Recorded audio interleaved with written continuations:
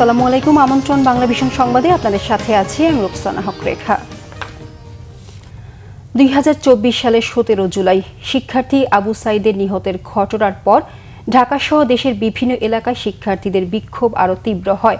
সড়ক মহাসড়ক অবরোধ, নিহতদের গায়েবানা জানাজা, কফিন মিছিল সহ পূর্ব ঘোষিত কর্মসূচি পালন করে শিক্ষার্থীরা। তাদের আন্দোলনের দফায় দফায় পুলিশ হামলা চালালে ঘটে সংঘর্ষ ও পাল্টাপাল্টি ধাওয়া। এদিন জাতির উদ্দেশ্যে ভাষণ দেন তৎকালীন প্রধানমন্ত্রী শেখ হাসিনা। তবে তার বক্তব্যে শিক্ষার্থীদের দাবি আদায়ের প্রতিফলন না ঘটায় পরিস্থিতি আরও ঘোলাটে হয়। মুবাশির আহমেদের রিপোর্ট। 16 জুলাই আন্দোলনরত শিক্ষার্থীদের ওপর ছাত্রলীগ ও পুলিশের হামলায় রংপুরে বেগম রোকেয়া বিশ্ববিদ্যালয়ের শিক্ষার্থী আবু সাহিদ সহ সারা দেশে অন্তত 6 জন নিহত হয়। নিহতদের মাগফিরাত কামনায় 17 জুলাই পূর্ব ঘোষণা অনুযায়ী রাজু ভাস্কর্যে গায়েবানা জানাজা ও কফিন মিছিল করার প্রস্তুতি নেন শিক্ষার্থীরা। পরে পুলিশি বাধায় ভিসি চত্বরেই গায়েবানা জানাজা পড়েন আন্দোলনকারীরা। এ সময় কর্মসূচি পণ্ড করতে সাউন্ড গ্রেনেড ছোড়ে পুলিশ।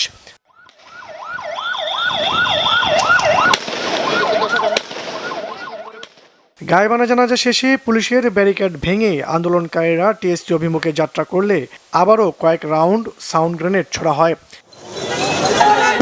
পণ্ড হয় কফিন মিছিল। এরপরই শুরু হয় হলে হলে পুলিশের সাউন্ড গ্রেনেড ও টিয়ার গ্যাস নিক্ষেপ।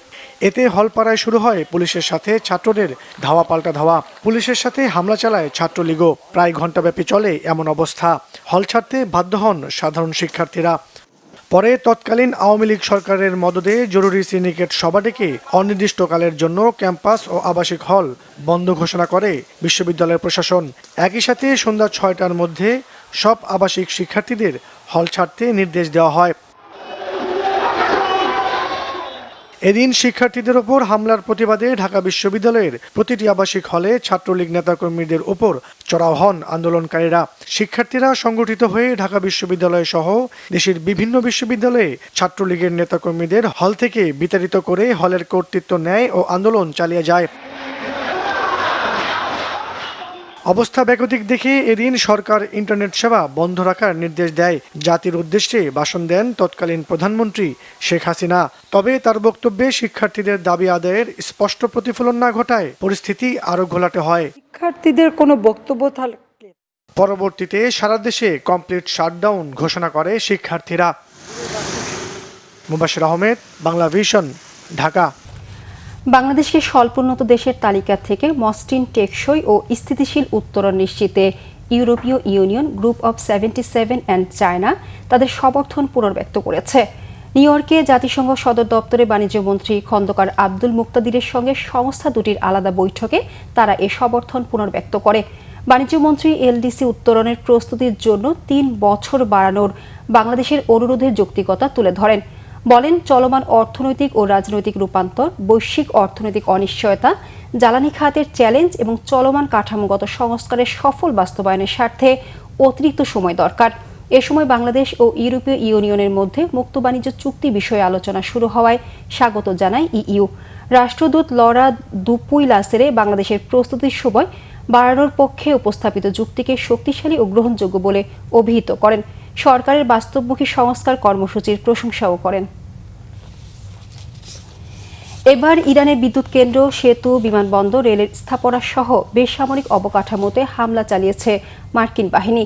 এতে নিহত হয়েছে অন্তত 7 জন। বাহরাইন সহ মধ্যপ্রাচ্যে একাধিক মার্কিন অবস্থানে পাল্টা হামলা চালিয়েছে যুক্তরাষ্ট্রের বিরুদ্ধে যুদ্ধাপরাধের অভিযোগ তুলেছে তেহরান। সমঝোতা স্মারক ভঙ্গে নতুন হামলা শুরুর 6ষ্ঠ রাতে বৃহস্পতিবার খুজেস্তান, হরমুজগান আর সিস্তান বেলুচিস্তান প্রদেশে আঘাত হানে মার্কিন বাহিনী। বেসামরিক অবকাঠামোয় হামলার বিষয়ে আগের দিন হুমকি দিয়েছিলেন মার্কিন প্রেসিডেন্ট ডোনাল্ড ট্রাম্প। বন্দর আব্বাসে রেল স্থাপনা, খামির বন্দরে 2টি সেতু, ইরান শহরে বিমানবন্দর ছাড়াও আবাসিক এলাকায় হামলার খবর পাওয়া গেছে। আহ্বাদ শহরে শিশুদের ক্যান্সার চিকিৎসা কেন্দ্র, শহীদ বাকাই হাসপাতালের কাছে হামলার অভিযোগ তুলেছে তেহরান। কেমোথেরাপি থামিয়ে 211 জনকে হাসপাতাল থেকে সরানোর ছবি প্রকাশ করেছেন ইরানের পররাষ্ট্র মন্ত্রণালয়ের মুখপাত্র ইসমাইল বাঘাই। তিনি সামাজিক মাধ্যমে লিখেছেন, কাপুরুষোচিত এই হামলা জঘন্য অপরাধ এবং আন্তর্জাতিক আইনে যুদ্ধাপরাধ। এদিকে কুয়েত ও বাহরাইনে মার্কিন বাহিনীর রাডার ও আকাশ প্রতিরক্ষা ব্যবস্থা লক্ষ্য করে আত্মঘাতী ড্রোন ও ক্ষেপণাস্ত্র হামলা চালিয়েছে ইরান। মার্কিন বাহিনীকে মধ্যপ্রাচ্য থেকে তাড়িয়ে হরমুজ প্রণালীতে একচ্ছত্র আধিপত্য নিশ্চিত না হওয়া পর্যন্ত কঠিন হামলার হুঁশিয়ারি দিয়েছেন ইরানের সেনা মুখপাত্র ব্রিগেডিয়ার জেনারেল মোহাম্মদ আকরামি নিয়া। এই ছিল এখনকার মতো, পরের সংবাদ দুপুর 12টায় দেখার আমন্ত্রণ রইল। এতক্ষণ সাথে থাকায় ধন্যবাদ।